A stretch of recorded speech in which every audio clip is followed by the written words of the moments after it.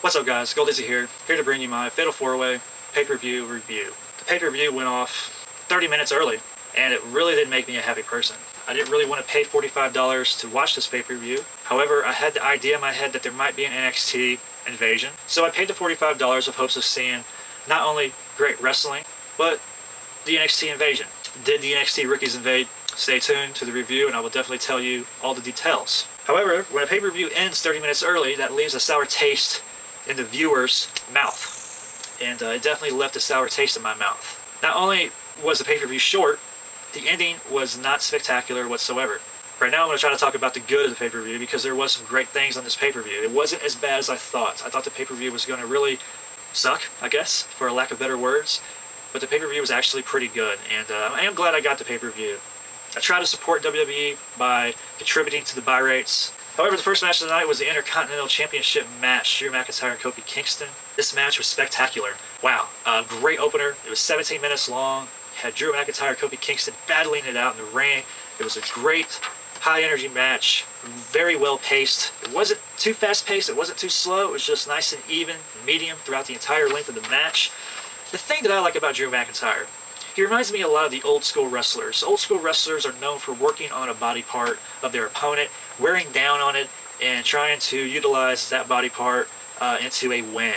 And Drew McIntyre did exactly that. He focused on Kofi Kingston's left arm throughout the entire match, and I really enjoyed that about him. There was a really nice spot.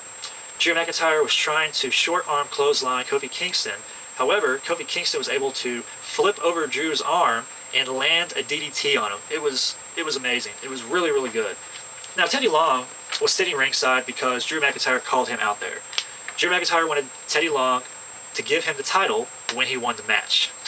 I just love the way heels think, and Drew McIntyre was thinking just like a heel. During the match, the referee gets knocked out, but Drew McIntyre drags Teddy Long into the match. He rips the referee shirt off the referee, makes Teddy Long put the referee shirt on, and then he forces Teddy Long to be the referee. As Drew McIntyre is attempting to pin Kofi Kingston, Teddy Long counts to 2 but will not count to 3. So of course Drew McIntyre gets mad, and while he's arguing with Teddy Long, Kofi Kingston is able to regain his composure. Matt Hardy busts up in the match, interferes, hits the twist of fate, and then Kofi Kingston gets the win. I liked it. We're definitely going to see a continuation with the Matt Hardy and Drew McIntyre feud, which is great. However, I wish that Drew McIntyre could have been the champion because it would have been nice to see Matt Hardy and Drew McIntyre fight for the championship. But it's not a perfect world, so that's not going to happen. But the match was great. Great opener. It got the pay-per-view off to a great start. Second match was the first Fatal 4-Way match for the Divas title.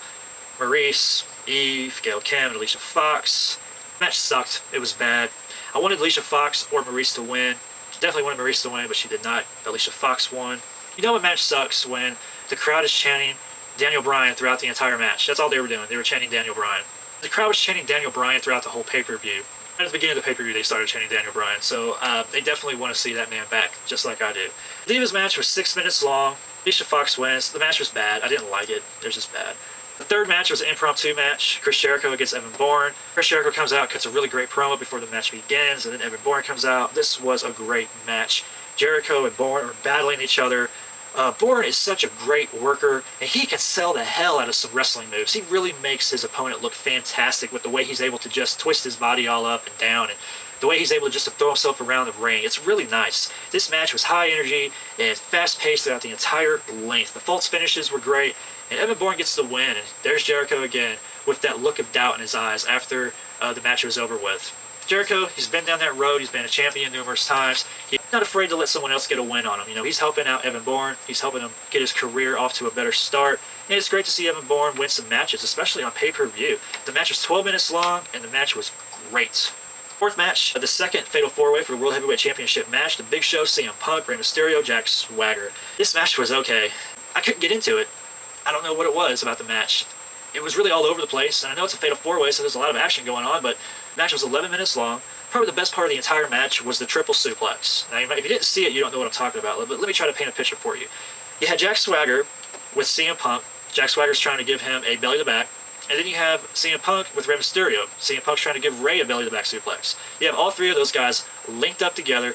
They do the move simultaneously, and it was pretty damn amazing. I thought it was fantastic. Best part of the match. So we get to the end of the match. You have Kane come out. His music hits. He pushes the casket down. He picks CM Punk out of the bunch, grabs him, tries to chokeslam him into the coffin. And then Destroyer Society comes out, they attack Kane, and then they all rush to the back.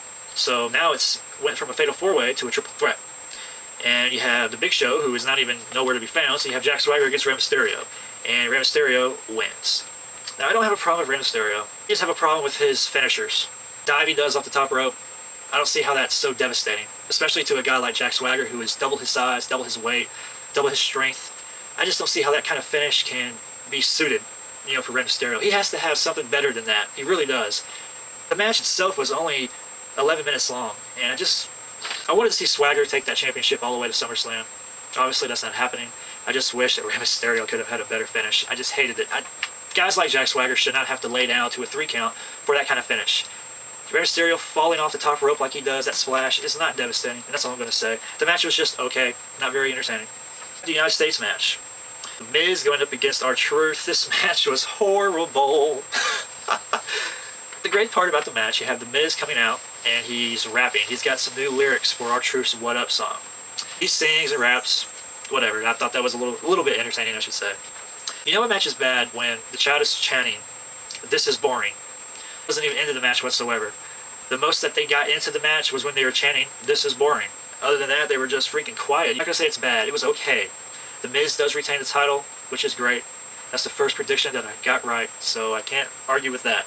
It was just okay. It was a 13-minute match. It had a nice amount of length, so that had another positive thing about it. It's just like, wow, this match cannot get any more stale.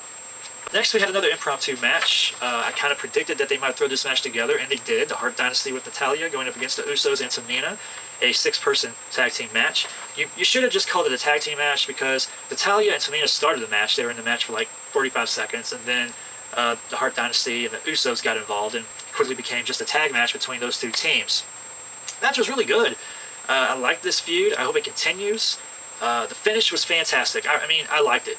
Natalya and Tamina are in the ring. Natalya does this awesome tornado clothesline. It looked really good. She gets the pin. The Hart Dynasty wins. The match was 10 minutes long. I thought it was great. Orton, Edge, Sheamus, and Cena come out.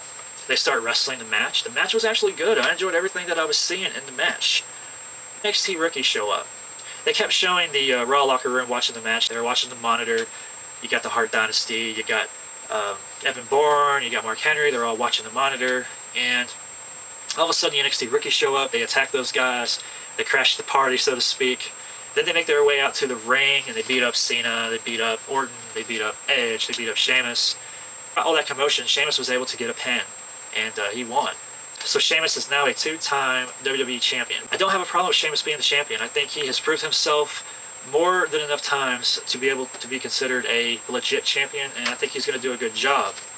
However, the NXT rookies, they're beating up on Cena. They all do the finishers again on him. The heavy clotheslines, the Wade Barrett finisher, the 3 or 460 or whatever splash that Justin Gabriel does. All that looked great. So as Sheamus is standing up at the top of the stage, holding the belt up in the air in victory, they all spot him and they go chase after him. I'm thinking, okay, we're going to get to see some more action. No. They cut the pay-per-view off right there. I looked at my clock. It said 10:35. What the fuck? There's 25 more minutes left in this pay-per-view, and you mean to tell me they're going to cut it off right now? Very disappointed. The match itself was good. It was. It really was a good match. But then the NXT rookies get involved, and yeah, we see a bunch of the same old stuff that we've already seen. I don't have a problem with them invading. I just would have liked to have seen something a little bit more special. It's a pay-per-view. Their first invasion of a WWE pay-per-view, right? Don't you think that they should have tried to do something a lot more spectacular? Like, I don't know, maybe... I don't know. I'm not part of the creative team. However, I know that they could have came up with something better than what they did, especially with there being 25 more minutes left on my $45 that I spent. You know what I'm saying? I spent $45 and only got a 2.5-hour pay-per-view. Overall, the pay-per-view was good, but those are my thoughts. That's my review. Let me know what you thought. Would you like? Would you dislike? This is Gold Dizzy. Peace out.